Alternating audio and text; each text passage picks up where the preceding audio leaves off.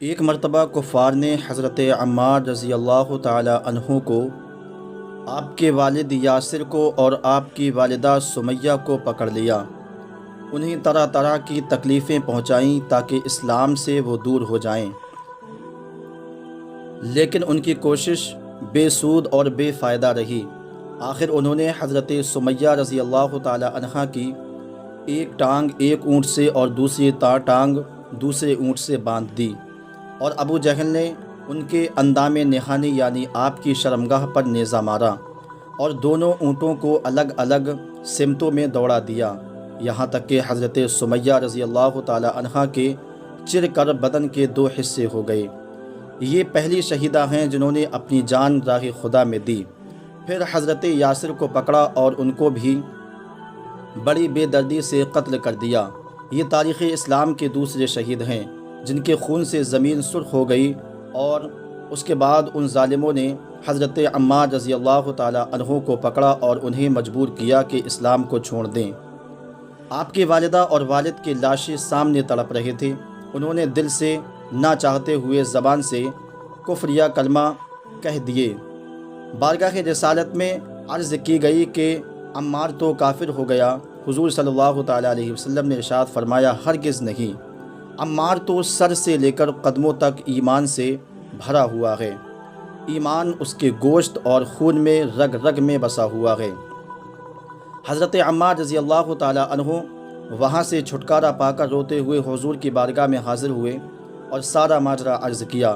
حضور صلی اللہ تعالی علیہ وسلم نے پوچھا، اس وقت تیرے دل کی کیا کیفیت تھی، کیا حال تھا؟ تو عرض کی، میرا دل ایمان سے مطمئن تھا۔ پھر حضور صلی اللہ تعالی علیہ وسلم نے اپنے غلام کی آنکھوں کے آنسوؤں کو اپنے ہاتھ سے پونچھا اور فرمایا، اگر پھر بھی کبھی ایسا موقع آئے تو ایسا ہی کرنا۔ اس سے معلوم ہوا کہ اپنی جان بچانے کے لیے اگر کوئی شخص کلمہ کفر زبان پر لائے، اس شرط کے ساتھ اس کے دل میں یقین اور ایمان موجود ہو، تو اس کی اجازت ہے، لیکن افضل یہ ہے کہ جان دے دے لیکن کلمہ کفر سے اپنی زبان کو ناپاک نہ کرے۔ حضرت عبداللہ بن حذیفہ رضی اللہ تعالی عنہ کو رومیوں نے قید کر لیا اور اپنے سردار کے پاس لے آئے۔ اس نے آپ سے کہا کہ عیسائی بن جاؤ، میں تمہیں اپنی حکومت میں سے حصہ دوں گا اور اپنی بیٹی کا رشتہ بھی دوں گا۔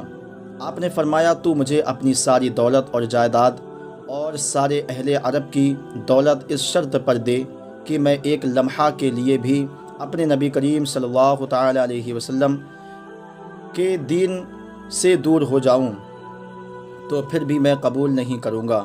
اس نے دھمکی دی کہ میں تمہیں قتل کر دوں گا۔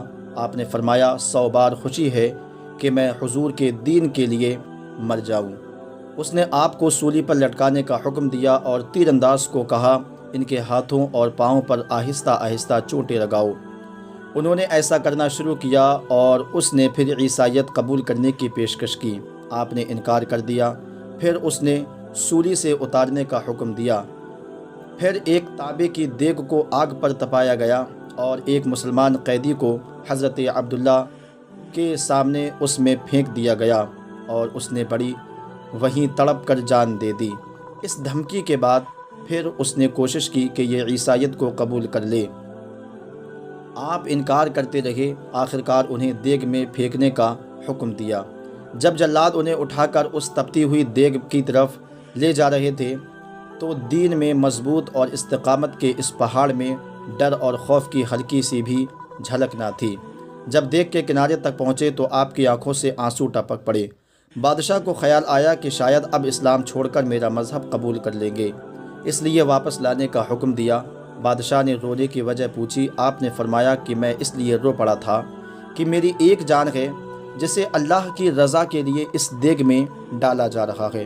کاش میرے پاس اتنی جانیں ہوتی جتنے میرے جسم پر بال ہیں اور میں سب کو اپنے رب کی رضا حاصل کرنے کے لیے اس عذاب میں ڈال دیتا۔ بادشاہ نے آپ کو قید کر دیا اور کھانا پینا بند کر دیا۔ کافی دن بھوکا اور پیاسا رکھنے کے بعد کچھ شراب اور کچھ خنزیر کا گوشت ان کی طرف بھیجا، لیکن آپ نے ہاتھ نہ لگایا۔ بادشاہ نے پھر اپنے دربار میں بلایا اور نہ کھانے کی وجہ پوچھی۔ آپ نے فرمایا، پریشانی کی حالت میں اگرچہ اس کا استعمال حرام نہیں، لیکن میں تجھے یہ موقع نہیں دینا چاہتا تھا کہ تو میرے ایمان کی کمزوری کی وجہ سے خوشی کا اظہار کرے۔ بادشاہ نے کہا، اس طرح کرو کہ میرے سر کو بوسہ دو اور میں تمہیں آزاد کر دوں گا۔ آپ نے فرمایا کہ میرے ساتھ تمام مسلمان قیدیوں کو آزاد کرو گے؟ اس نے کہا ہاں۔ چنانچہ آپ نے اس کے سر کو چوما اور اس نے آپ کو اور تمام مسلمان قیدیوں کو آزاد کر دیا۔ جب یہ سب حضرت عمر فاروق اعظم کے پاس پہنچے اور آپ کو یہ ماجرا سنایا تو آپ نے فرمایا کہ ہر مسلمان پر فرض ہے کہ عبداللہ کا سر چومے، اور شروع میں کرتا ہوں۔ چنانچہ آپ نے کھڑے ہو کر ان کے سر کا بوسہ دیا۔